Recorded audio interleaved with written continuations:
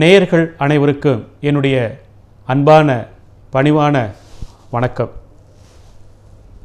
காலத்தை வென்ற கலாம், இந்த தலைப்பை கேட்கின்ற பொழுதே உள்ளமெல்லாம் ஒரு பெரிய உந்து சக்தியாக மாறுகின்றது. அன்பார்ந்த நேயர்களே, மிக குறிப்பாக பள்ளிக்கும் கல்லூரிக்கும் சென்று கொண்டிருக்கின்ற இளம் மாணவ செல்வங்களே, அதையும் தாண்டி வாழ்க்கையில் சாதிக்க வேண்டும் என்ற ஒரு எண்ணத்தை கொண்டிருக்கின்ற நேயர்களே, இந்த நிகழ்ச்சியின் வாயிலாக உங்களை சந்திப்பதில் பெருமிதம் மகிழ்ச்சி அடைகின்றேன். காலத்தை வென்ற கலாம்.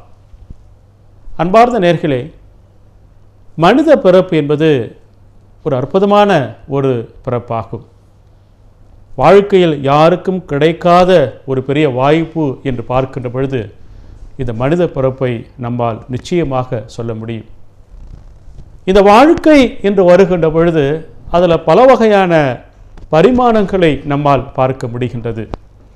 வெற்றி, சாதனை, சரித்திரம், சகாப்தம், தெய்வீகம் என்றெல்லாம் சராசரி மனிதனாக பிறக்கின்றவர்கள் தன்னுடைய சிந்தனைகளால், செயல்பாடுகளால், விசாலமான நோக்கத்தால், குறிக்கோளால் சராசரி மனிதனாக இந்த பூமியில் பிறக்கின்ற மனிதர்கள் படிப்படியாக மெல்ல உயர்ந்து தன்னுடைய ஆளுமை பண்பாட்டு நெறிகளை வளர்த்து கொண்டு வாழ்க்கையினுடைய இறுதி கட்டத்தில் ஒரு தெய்வீக நிலைக்கு செல்லுகின்றார்கள்.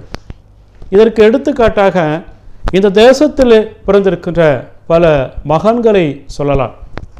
இந்த தேசத்தையும் தாண்டி பார்க்கின்ற பொழுது வள்ளுவன் பிறப்பதற்கு முன்னால் பிறந்திருக்கின்ற அந்த கிரேக் தேசத்தை சேர்ந்த மிகப்பெரிய ஒரு சிந்தனையாளன், பகுத்தறிவாதி, மக்களை பார்த்து பேசுகின்ற பொழுது மக்களே நீங்கள் எதை செய்தாலும் ஏன் எதற்கு என்று சிந்தனை செய்து செய்யுங்கள் என்று 2000 ஆண்டுகளுக்கு முன்னாலே வாழ்ந்திருக்கின்ற மிகப்பெரிய ஒரு தத்துவ ஞானி சாக்ரட்டிஸ் அவர்கள் ஒரு மனித பிறப்பு.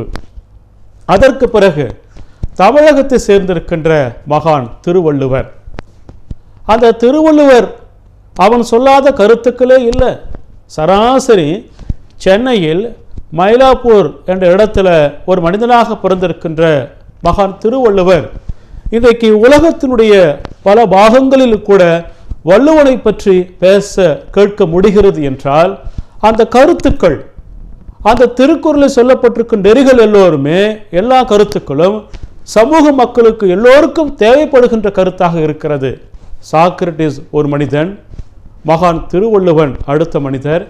அதற்கு பிறகு குஜராத் என்ற ஒரு பகுதியில் பிறந்திருக்கின்ற ஒரு மகாத்மா காந்தி, அதையும் தாண்டி விவேகானந்தர், அதே சென்னையில் சேர்ந்திருக்கின்ற புதுவையில் 10 ஆண்டுகள் வாழ்ந்து சென்னையில் மறைந்தானே மகான் மகாகவி பாரதி, வஉசி.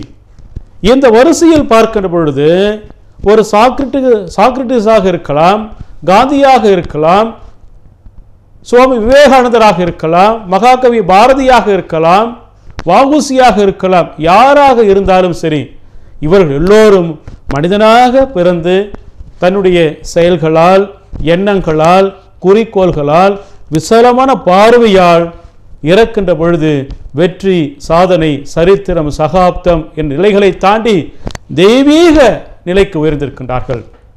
ஏன்னா இப்போ காந்தியை எல்லோரும் மகாத்மா என்று சொல்லுகின்றோம். அதே போன்று நரேந்திரன் தத்தன் என்று சொல்லப்படுகின்ற ஒரு வங்காளத்தை சேர்ந்திருக்கின்ற ஒரு சராசரி மனிதன், அவன் வாழ்ந்த காண்டங்கள், அவன் வாழ்ந்த வருடங்கள் 39 ஆண்டுகள் மட்டுமே நரேந்திர தத்தன் வாழ்ந்தார். ஆனால் அவர் இறக்கின்ற பொழுது சுவாமி விவேகானந்தராக இருந்தார். அதே போன்று மதுரைக்கு பக்கத்தில் இருக்கின்ற எட்டயபுரம் பகுதி, அந்த எட்டயபுரம் பகுதியில் சின்னசாமி ஐயருக்கும் லட்சுமி அம்மாள் என்ற ஒரு அம்மாவிற்கும் மகனாக பிறந்திருக்கின்ற சி சுப்பிரமணிய பாரதி இறக்கின்ற பொழுது மகா கவியாக மாறி இறந்தான்.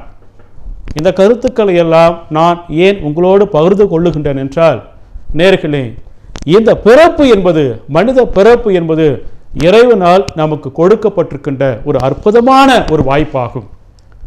விவேகானந்தர் சொல்லுவார், மனுஷ சமூகத்தை பார்த்து மக்களே மக்களே நீங்கள் சதை பிண்டங்கள் அல்ல என்று சொல்லுவார். இன்னைக்கு பல பேர் பாருங்க, இந்த தேசத்தில் 125 கோடி மக்கள் வாழ்கின்ற இந்த தேசத்தில் இந்த இந்திய தேசத்திற்கு பெருமையை யார் தேடி தந்திருக்கின்றார் என்ற ஒரு கேள்வி வருகின்ற பொழுது நீங்கள் கலாமை தவிர்த்து வேறு யாரையும் காட்ட முடியாது.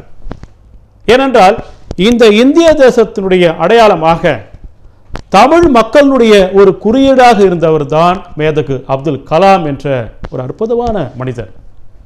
அதனால அந்த காலத்தை வென்றிருக்கின்ற பல மனிதர்கள் வரிசையில் பார்க்கின்ற பொழுது சாக்ரட்டிஸ் தொடங்கி வள்ளுவன் ஆரம்பித்து பாரதி வரை இன்றைக்கு கலாம் வரை வந்திருக்கிறது என்றால் மனித வாழ்க்கையின் இலக்கணம் என்பது நாம் எத்தனை ஆண்டுகள் வாழுகின்றோம் என்பது அல்ல, ஆனால் நாம் வாழுகின்ற பொழுது நம்மால் இந்த சமூகம் எப்படிப்பட்ட நன்மைகளை பெறுகிறது, நாம் இந்த சமூகத்திற்கு எதை கொடுக்கின்றோம், அதுதான் வாழ்க்கைக்கான இலக்கணம் என்றால் சராசரி ஒரு மனிதனாக பிறந்திருக்கின்ற இந்த கலாம் இன்றைக்கு உலக மக்கள் அனைவரையும் ஈர்த்திருக்கின்றார் என்றால் அதுதான் அந்த வாழ்க்கைக்கான அடிப்படை இலக்கணம் என்பதாகும். ஆம் நேர்களே, காலத்தை வென்ற கலாம் என்ற ஒரு நிகழ்ச்சியின் வாயிலாக கலாம் என்ற ஒரு சராசரியான ஒரு சாமானிய குடும்பத்தை சேர்ந்திருக்கின்ற ஒரு மனிதன். இன்னைக்கு பல பேர் அப்துல் கலாம் பற்றி பேசுகிறாங்க. உங்களுக்கு தெரியும், 28/7/2015 அன்றைக்கு அந்த ஒரு மகத்தான மனிதன் நம்மையெல்லாம் விட்டு சென்று விட்டார். இந்த தேசமெங்கும் மிகப்பெரிய ஒரு எழுச்சி கிளம்பியது.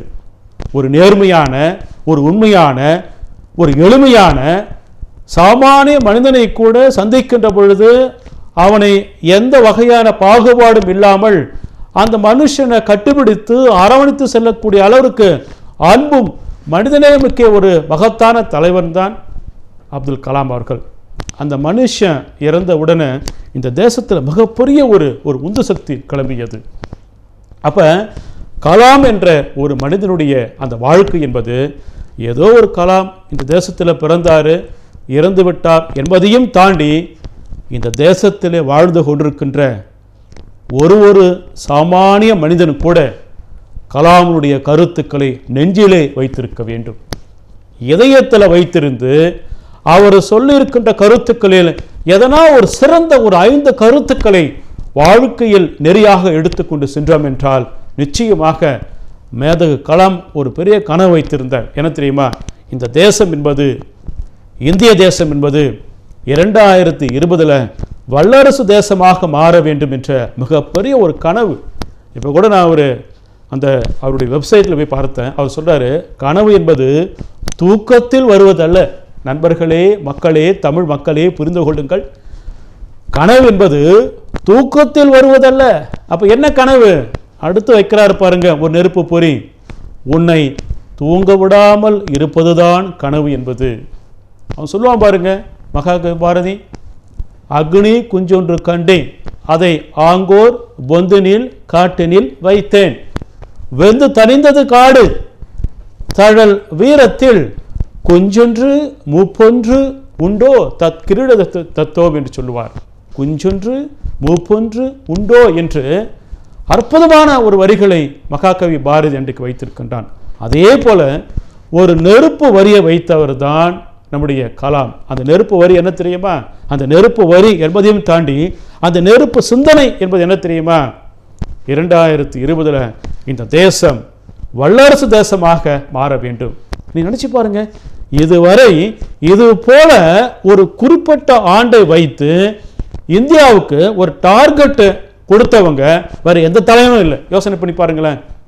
எல்லாமே சொல்லுவாங்க, மக்கள் வாழ வேண்டும், மக்கள் வாழ்ந்தால்தான் இந்த தேசம் வலிமையான தேசமாக மாறும் என்றெல்லாம் யாருமே ஒரு இலக்கை கொடுக்கவில்லை.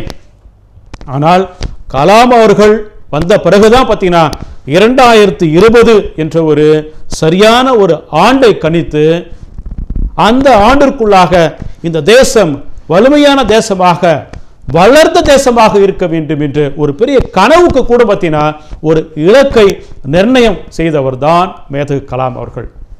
அப்படிப்பட்ட ஒரு கலாம் குறித்து இன்னைக்கு பல பேர் மேடையில் பேசுகின்றார்கள், தொலைக்காட்சியில் பார்க்கின்றோம், ஊடகங்களிலே பார்க்கின்றோம். ஆனால் அன்பார்ந்த நேயர்களே, அதற்கு முன்பாக இந்த நிகழ்ச்சியை யார் பார்த்து கொண்டிருந்தாலும் சரி, உங்கள் பிள்ளைகளை அவசியம் பார்க்குமாறு நீங்கள் செய்யுங்கள். ஏனென்றால் கலாம் என்ற ஒரு மனிதனுடைய கருத்துக்கள் நேற்று கேட்ட கருத்துக்கள் இன்றோடு முடியக்கூடிய அல்ல, அது காலத்தை வெல்லக்கூடிய அற்புதமான கருத்துக்கள். அப்படிப்பட்ட அந்த கருத்துக்களை இந்த சமூகம் கேட்பதோடு மட்டுமல்லாமல் வாழ்க்கையிலே பின்பற்ற வேண்டும் என்றால் அதுதான் நம்மோடு வாழ்ந்து மறைந்திருக்கின்ற மேதகு கலாம் அவர்களுக்கு நாம் செய்யக்கூடிய நன்றி கடன் என்பதாகும். அதை தவிர்த்துட்டு கலாம் குறித்து அவங்க பேசுகிறாங்க, இவங்க பேசுகிறாங்க, சரிப்பா நீ என்னப்பா பண்ணுறேங்க கட்டினா, நான் என்ன பண்ணுறேங்க, என்னப்போ ஆண்டவன் என் தலையில் எழுதிட்டான் என்று சொன்னீங்கன்னா அது உண்மையாக கலாமுக்கு செய்யக்கூடிய நன்றி கடன் என்பது அல்ல. அவர் சொல்கிறாரு, மனித சக்திக்கு ஈடான சக்தி என்பது இந்த பூமிக்கு மேலேயும் இல்லை, பூமிக்கு கீழேயும் இல்லை என்று சொல்லுகின்றார். அதையும் தாண்டி ஒரு கருத்தை வைக்கிறார். என்ன சொல்றாரு தெரியுங்களா மேதகு கலாம் அவர்கள்? ஒரு மனுஷனும் தெய்வீக சிந்தனையோடு தான் இந்த தேசத்தில் பிறந்திருக்கின்றான். அப்ப தெய்வீக சிந்தனை எது என்பதை புரிந்து கொண்டு அந்த சிந்தனை வழியாக இந்த சமூகத்தில் உங்களுடைய சக்தியை பயன்படுத்தி மாற்றத்தை ஏற்படுத்துங்கள் என்று மிக அழகாக பதிவு செய்கின்றார் யார்? மேதகு கலாம் அவர்கள். அந்த வகையில் இன்றைக்கு ஒரு பெரிய வாய்ப்பு எங்கள் நிறுவனம் எனக்கு கொடுத்திருக்கிறாங்க. என்னவென்றால் கலாம் குறித்த சிந்தனைகளை மக்கள் மத்தியிலே எடுத்துக்கொண்டு செல்ல வேண்டும். ஒரு மனுஷனும் வாழ்க்கையிலே சாதிக்க வேண்டும் என்றால், சரித்திரத்தை படைக்க வேண்டும் என்றால், நாம் அனைவரும் மேதகு கலாம் காட்டிய வழியில் அவர் வாழ்ந்திருக்கின்ற வாழ்க்கை முறைகளை மிக கெட்டியாக பிடித்து கொள்ள வேண்டும். அப்படி கலாம் காட்டிய நெறிகளை நாம் கைகளில் எடுத்துக்கொண்டு செல்லுகின்ற பொழுது நிச்சயமாக இந்த தேசம் 2020 வல்லரசு தேசமாக மாறும் என்ற ஒரு சிறிய கருத்துரையோடு மீண்டும் அடுத்த வாரம் சந்திக்கலாம். காலத்தை வென்ற கலாம்.